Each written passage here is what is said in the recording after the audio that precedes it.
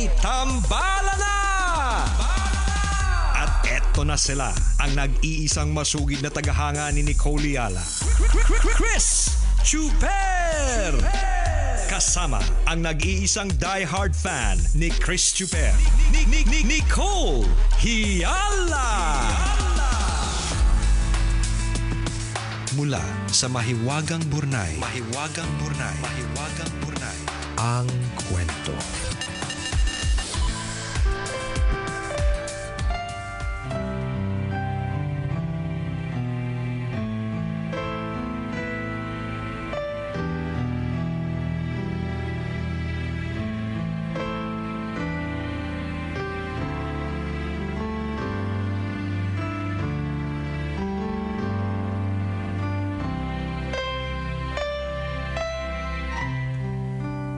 Nicole and Chris.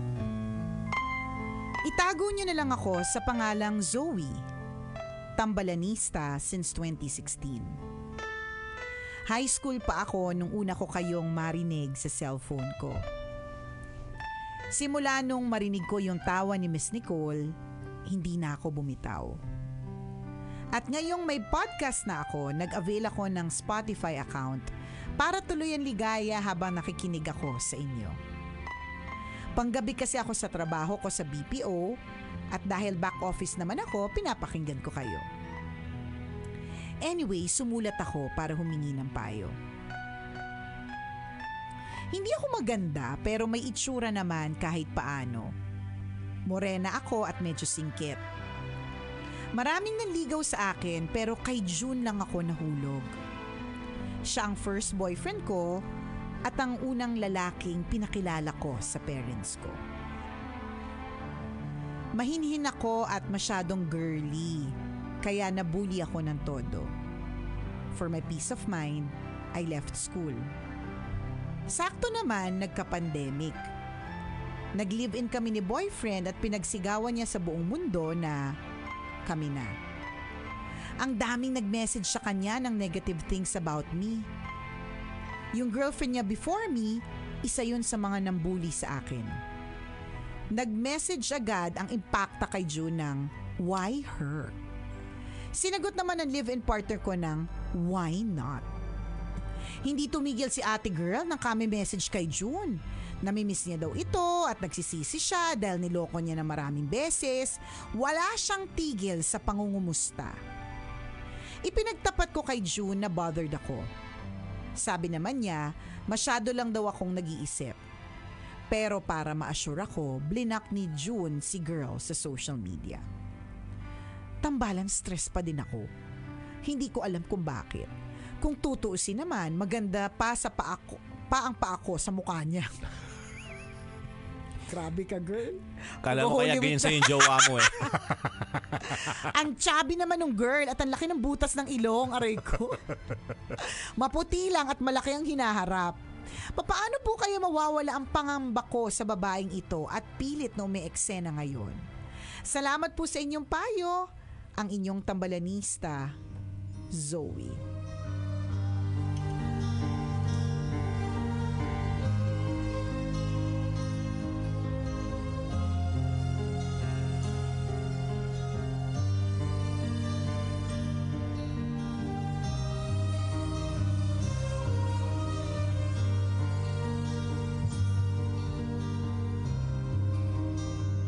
Hello, Zoe!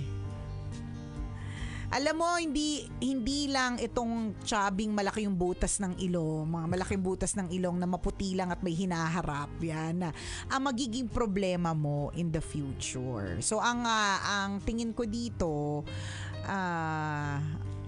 ano lang siya, syempre, usually, kapag meron kang karelasyon, ang kapag seselosan mo yung huli.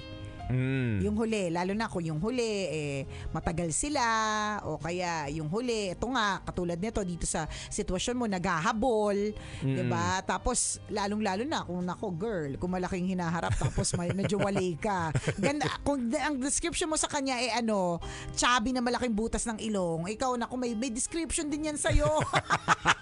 Kala mo wala. meron. Pero ang kailangan mo ditong i-establish, una sa lahat, si June naman ginawa niya naman yung pwede niyang gawin. Like Yes. blocking her on social media, assuring you na wala lang naman talaga, 'di ba? So, dapat yung chubby na malaki yung butas ng ilong, Na maputi lang. na maputi lang pero At malaki malaki ang dibdib. hinaharap. Oo, correct. Tumatak sa amin, di ba? Tumatak sa amin eh. Alam na, biglang nagka-vision sa utak namin ng itsura niya eh. Ganon. Yung girl na yon should be extra noise. Ingay na lang yun, 'di ba? And sa buhay natin siguro kasi baka bata ka pa, sabi mo nga, nag-aaral ka ba?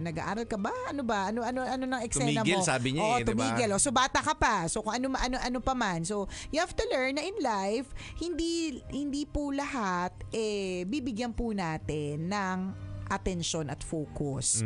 May mga bagay at mga tao na hindi na natin dapat bigyan ng focus. Yes. Diba? And in this case, ulitin namin, yung babaeng chubby na malaki ang butas ng ilong na maputi lang. Pero malaki ang hinaharap. Yan. Siya yun. Noise yan. Ingay lang sa relasyon ninyong nananahimik. Total Totoo. naman si June. Kasi malaki ang factor dito ni June eh. Kung si June pumapatol din, o si June hindi niya blinak, o si June, 'di ba, pinapansin pa, o si June Nag-e-effort din. or si June kinakampihan pa 'yon, 'di ba? Di syempre iba na 'yon, 'di ba? Pero nag-effort naman si Koya. O 'di ba, nung tinanong siya why her, ang sagot niya why not? O 'di ba? Pasiklaban ng English.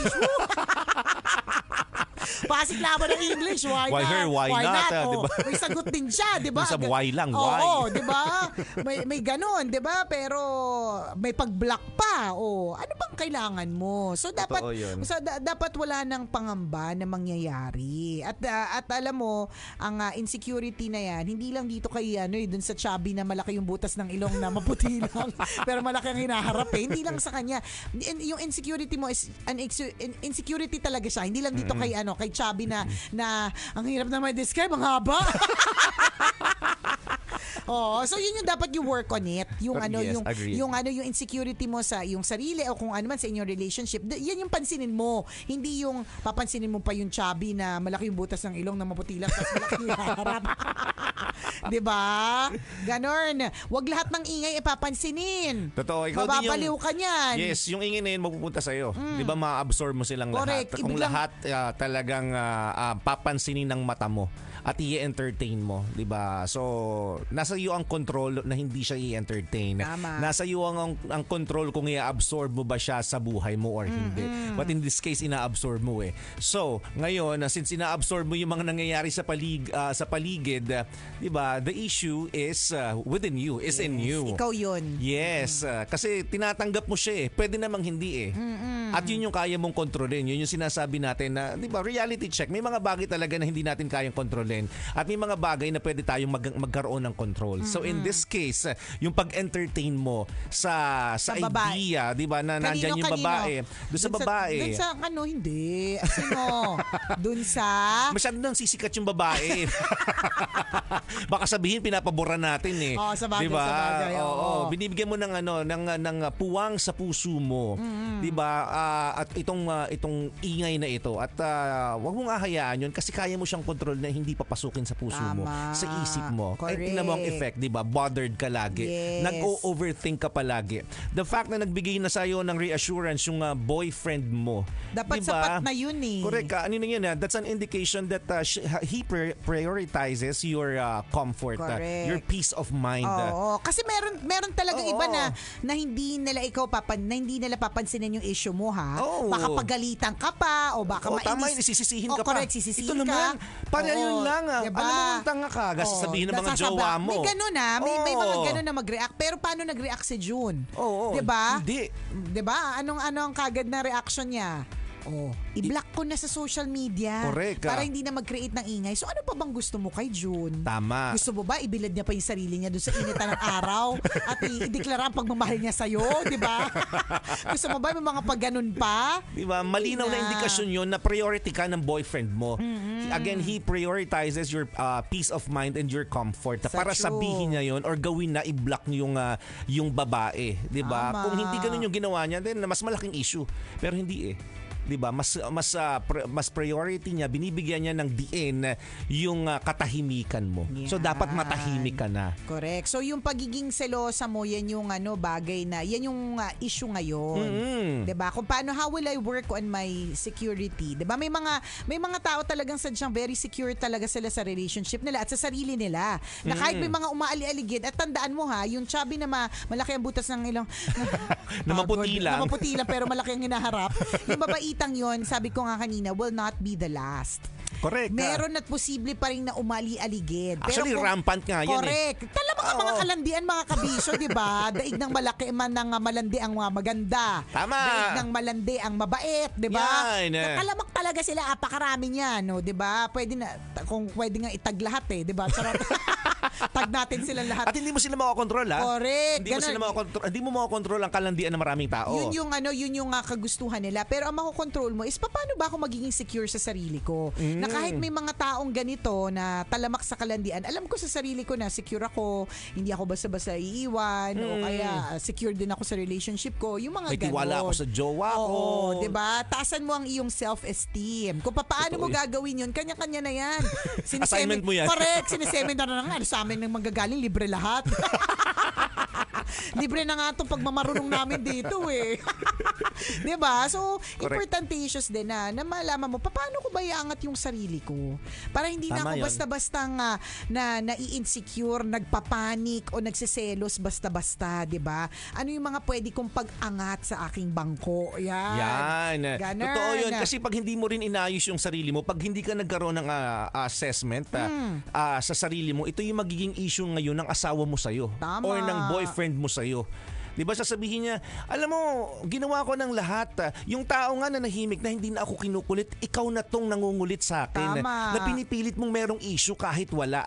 Diba? So maiingayan naman sa'yo yung boyfriend mo. At maaaring maging mitsa yan, diba? Ng relationship. Ng issue sa relationship Oo, nyo. Tapos to the point na iwanan ka na, ayoko na sa kanya. Tama. Praning ka. Tapos diba? ngayon, isisisi mo dun sa chubby na malaki yung butas ng ilong na maputi lang pero malaki ang hinaharap. Pero sa totoo lang, hindi sa kanya nang maaaring siya yung isa sa mga, pero nagpatuloy ito kasi may reklamador ka pa rin sa gitna ng ginagawa ni June para sa'yo. Si ate mo girl na chubby. Na malaki ang butas ng ilong, na maputi lang pero malaki yung hinaharap. Diba, may bago ng relasyon yun. Yes. Masaya nang namumuhay. May sarili lang pa buhay. Tama. Diba, pero sa'yo may kapit pa rin. Diba? Tapos ginagawan mo ng ingay sa inyong magjowa.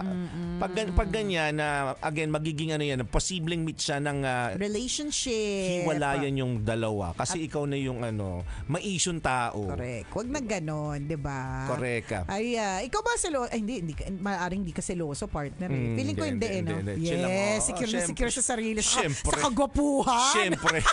Gwapong-gwapo sa sarili. Basta ako, kampante lang ako. Chill lang ako. Ganun. Ganyan. Ikaw selosa ka, no? Hindi. Hindi? Talaga? Uy, ganda din. Ganda problem talaga. Kampante. Ganda sa sarili. Kaya binababaan lagi yung sleeves. Ano naman tawag yung shoulder? Ano yan? Hindi of shoulder. Lumuwag na kasi siya talaga. Bababaan ko lang yung damit ko. Kampante na ako. Hindi Pero siguro, hindi nagkaroon ka na ba ng na-experience mo na ba na maging selosa? Sa ngayon kasi mag-asawa na kayo Kumbaga parang kahit papaano, totoo naman, chill na kayo. Kasi nakatali na kayo sa isa't isa. Pero nagkaroon ba ng chance sa mga Previous. former boyfriends mo? Kasi ulam ko nga kahapon, limot ko na yung babang nagselos ako sa mga former. Parang nananugod ka. Ay hindi, walang gano'n na hindi ko sinugod partner, ginudgud ko. Hindi ko sinugod ko. Mas matindi pala. Hindi lang basta confrontational, violente mas pala. Mas matindi pala. Parang wala. Pero nag-usisa ka ba ng phone, ganon? Hindi rin. Kinangalkal ka ng phone ng jowa? Parang one time lang na nag-usisa, pero hindi dahil kung para malaman kung may babae. Okay. Oo, parang inisisa ko lang kung may mga utang to. Parang jujuwain ko pa ba to?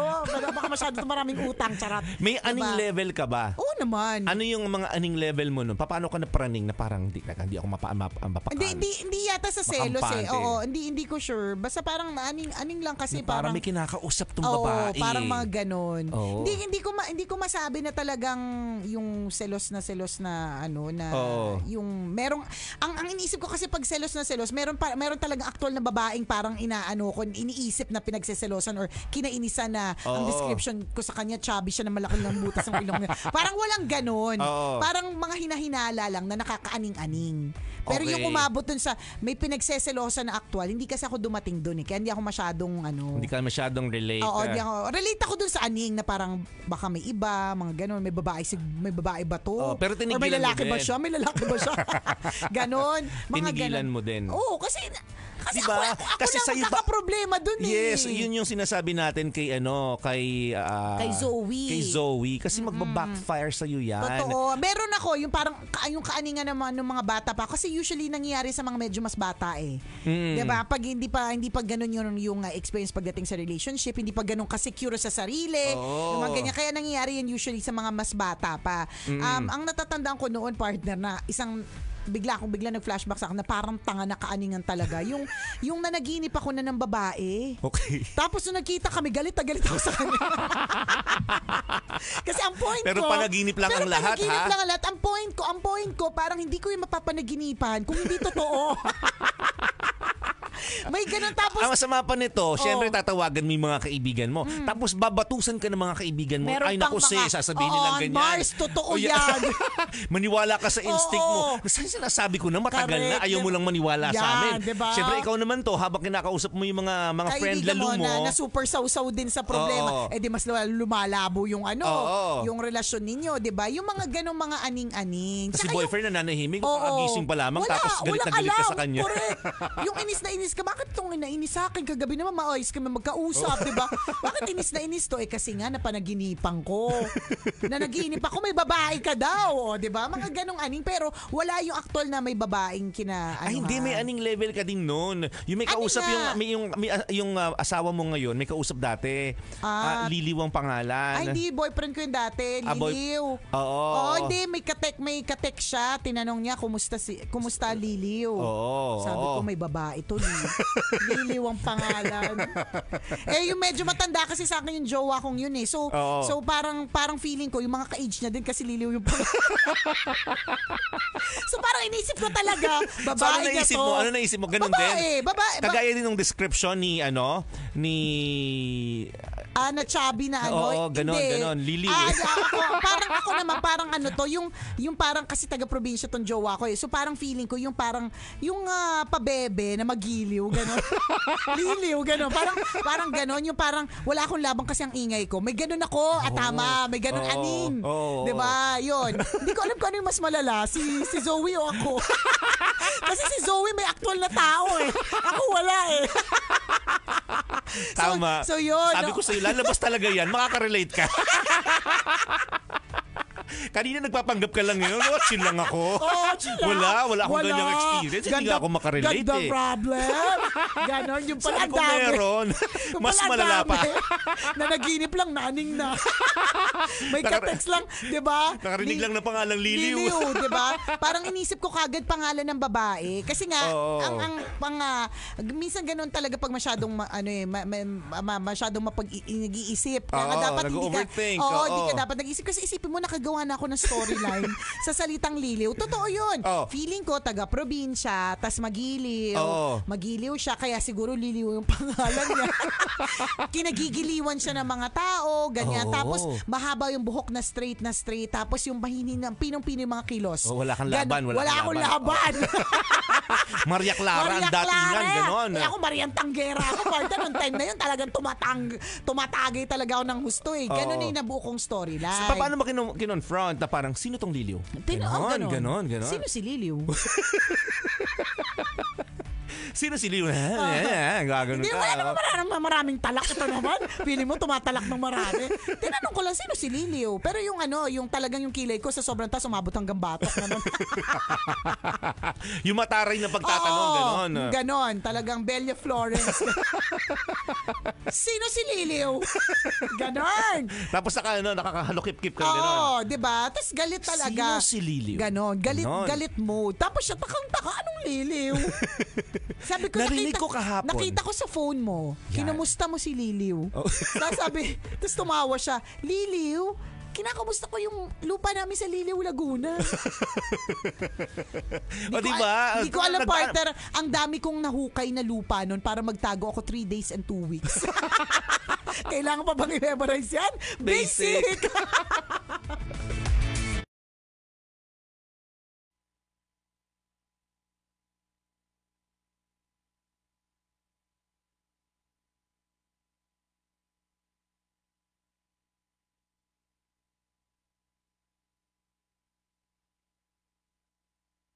Katapos na, huwag ka masyadong huwag ka masyadong mag-assume na may mga ganyan, 'di ba? Medyo mag-ano ka muna. Correct. Hanap ka rin ng ebidensya. Oo. Mahirap kasi pag mag-rely ka lagi sa assumption mo. Tama. At sa saka kapraningan mo. At saka sa chika ng iba na, oo nga, totoo, ramdam ko talaga. May mga ganyan na lang kemerot. O yung instinct na sinasabi, totoo din naman. Yung mga babae, di ba may instinct? Totoo din naman. You can use that to your advantage, pero not all the time. Yes. Hindi lahat pwedeng gamitin. Kailangan mo din talaga ng sapat na ebidensya para makuha yung totoong nangyayari. Hindi pwedeng naniwala ka lang sa instinct mo, nag-rely ka lang doon, o sa sabi-sabi ng ibang tao. Kasi ang kalalabasan niya talaga, mga kabisyo, magbabackfire. Sa'yo ibabalik yan. O di ba't pinagtawanan ka nung nalaman mong Liliw Laguna pala yung Liliw na napakinggan mo? Sabi ko sa'yo, partner, hindi ko na inisip kung paano ako nag-react pagkatapos kasi pahingang-piya talaga ako. Basta ang alam ko, parang naghukay talaga ako ng lupa. Tapos nag-Star City mula Wednesday hanggang Sunday. Ganon. Yan, total open naman ito 1 p.m. to 10 p.m. Yan, ganon. Isigaw mo na lang sa Chubibo, di ba? O sa roller coaster, yung kahihiyan. May mga ganon. And ako, yun nga, ang maganda doon, I learned the hard way, I learned the nakakahiya way. Ang importante, may learning. So pagkatapos nun, hindi na basta-bastang, Correct. diba? Ganon. Yun ang mga bagay-bagay sa buhay-buhay. So sa'yo, Maui. Sino si Maui? Sino si Maui? Ano ang pangalan? Zoe. Di ba? Ingatan mo yung ganyang klase ng behavior. Hindi mo napapansin nagiging confrontational ka na sa jowa mo. Yes. Kasi dahil dala ng kapraningan, lagi mo siyang tatanungin every time na may makakausap siya. Tama. Every time na late siya sa usapan ninyo. Yung ine-expect mo na dapat nasa bahay siya pero wala pa siya sa bahay, may ibang meaning na kaagad sa iyo yun. Correct. Kasi naaaning ka eh. Tama. Parang dapat 7:00 ng gabi tulog na yun pero ba't kaya wala pa? So ngayon, nasan ka na? Di ba dapat nasa bahay ka? Magkakaroon ka ng ganung tendencies lagi. So wag mong i-mistake yung pagdasalan mo lagi na magkaroon ka ng wisdom to distinguish between yung kaaningan and yung instinct. Correct.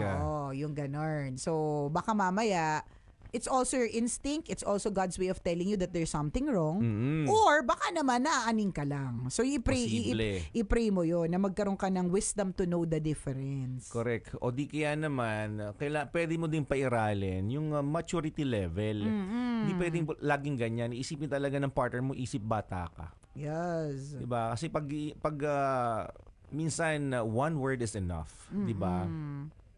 Para sa isang taong matalino, one word is enough. Correct. Pag sinabi sa iyo ng jowa mo, wala nga eh. Oo, wala. 'Di ba? Na-block ko na nga sa social media. Ano pa ba? Oo, diba? tas kukulitin mo pa siya. 'Di ba? May ingayan siya sa iyo. Sabi, napakaisip bata talaga ng girlfriend ko to. Huwag Ang ganon. ending, sa iyo babalik. yes. Sabi niya, Obeth, Dando Lodronio, hello po tambalan, gandang hapon. Hapon na inyong binabago sa nakakaantok to nakaka-excite na show nyo. Seloso po ako, hindi po ako pumapatol. Naglalagay lang po ako ng gripo sa tagiliran pag banas na ako. Nanggigripo pala. Nanggigripo pala, mas matindi pala. Galing kay Obet Dando Lodronio ng San Andres, Bukid, Manila. Si Leonila Ricamara is watching from Marinduque. Happy 20th anniversary tambalan from Sheila Corbilla. Thank you. Hello kay Kirstens, kay Maria Corazon Madrigal Perez, kay Jean Nombrefia Lagdameo. Uy, ang iyong Aking mahal na ninang. mahal na ninang. Suki lagi. Si Correct. Ninang. Si Ron Di Malanta na namimiss na tayo sa radyo from Tarlac. Hello rin kay Rose Toong Dionson na first time watching live. Nakakamiss namang makinig ng tambalan. Bakit kasi wala ng tambalan dito sa Love Radio Dagupan? Tanong ni Brenda Bernardo. Wala na. Kala namin meron. Pag-greet naman po, birthday ko po tomorrow. Galing kay Shane Rosel Espiritu. Hello sa mga tambalanisa natin sa Aristocrat International Cuisine. Hi kay Wena Yuto. Cute naman ang dress ni Miss Nicole. Thank you. Salamat. Si Roslyn Pereira is watching from KSA. Terry Miss Fernandez says, conduct investigation first. Who, what, where, when, why, and how. First time umabot sa live while on shift. Sabi ko sa boss ko, wag muna maingay, manonood ako ng live ng tambalan. Oh.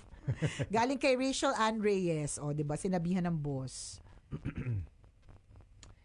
Winnie Kagiwa Estipular. Ayan. Shout out sa iyo, ha. Maraming salamat sa iyong panonood. Janela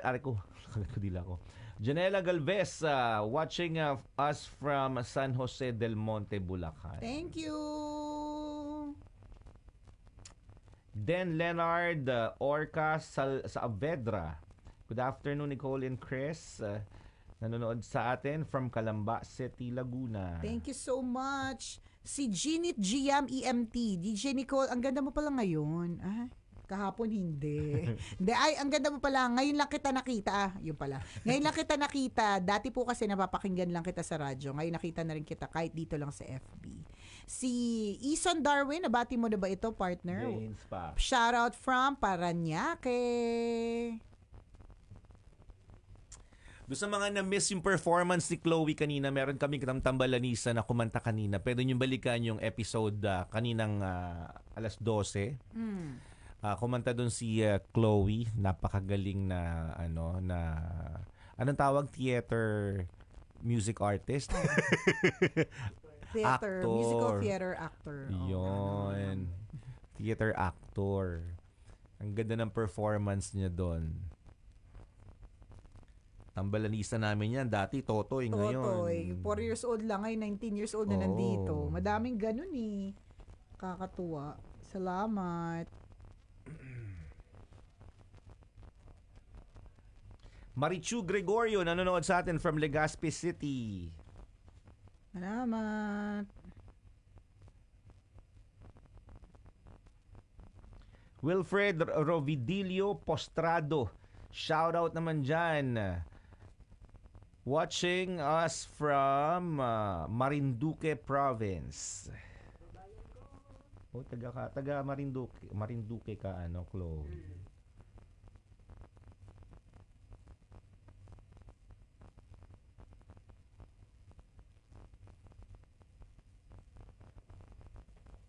Although it's all but normal na makaano tayo. Pag nagmamahal tayo, may kaaningan taglay din naman talaga. Hindi, wala namang exempted doon.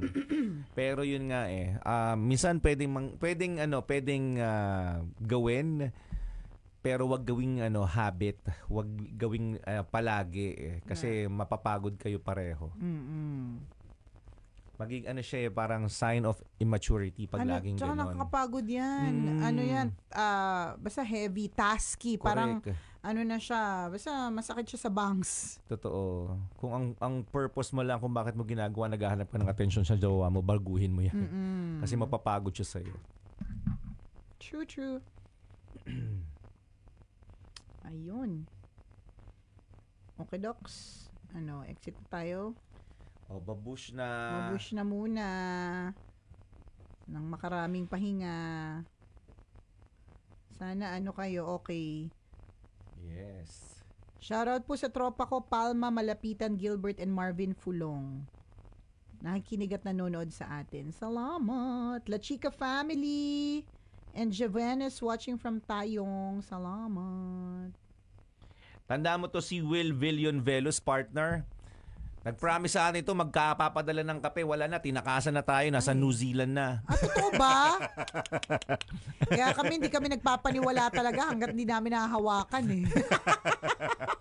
Hanggat hindi namin nahahawakan, ayaw namin mag-ano eh. Nagpa-shoutout eh. Ayaw namin maniwala. Ito ba yung ano ba yung pakape saan galing? Sa Quezon? Sa Quezon, sa Lukban. Tama. Natatandaan ko yan. Tanda mo yun, Will. Tanda din namin yun. Kasi ang tagal namin pinag-usapan, tapos lang yan, nasa ano ka na? Ano na siya, nasa New Zealand na siya nakatira. Nag-a-apply na ng trabaho. Pero sabi niya, pag hindi daw siya nakahanap ng trabaho doon, babalik siya babalik dito. siya. Okay. Ikaw nagpapaasa ka pa rin. Oo, papaasa ka pa dito ha. Huwag ka na magpaasa, parang hindi na kami umaasa at hindi kami nasasaktan. Ito naman. Padala ka na lang ng baka, corned beef. Correct. Yun na lang. Mas gusto namin yun. Hindi naman talaga nagkakape.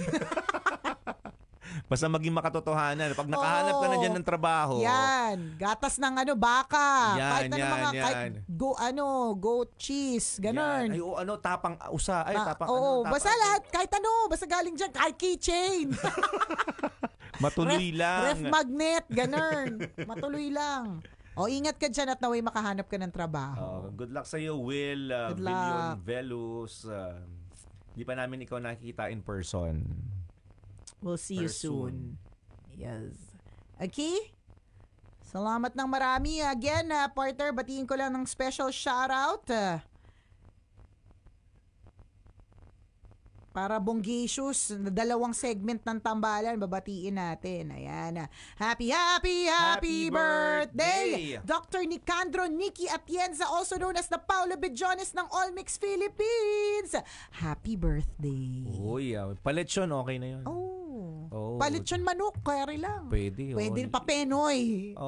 Pa Adidas, alin? Pwede. Basta totoo. Ayan. Happy birthday! Enjoy your special day, yes. Doc. And sa lahat ng mga may sineselebrate ngayong weekend na ito na payday weekend, very good. May pera pang celebrate. Good job. Siya, bye-bye! Happy weekend! Happy weekend mga kabisyo! See you Monday!